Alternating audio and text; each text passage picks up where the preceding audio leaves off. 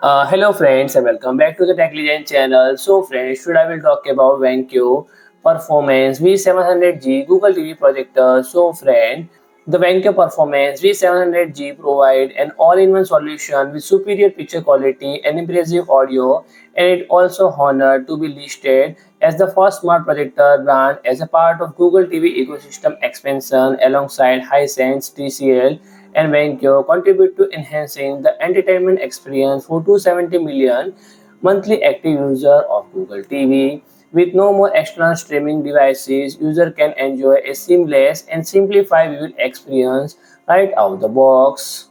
and it offers an ideal solution for creating a premium home theater experience, whether it's for cozy movie nights, streaming holiday classic, and showcasing slideshow of family memories. And with Google TV, user can enjoy everything they stream all one on screen with 7 lakh plus movies and TV episodes, live TV, and more available across 10,000 plus apps. Google TV takes streaming to the next level, bringing together user favorite entertainment from access their apps and organize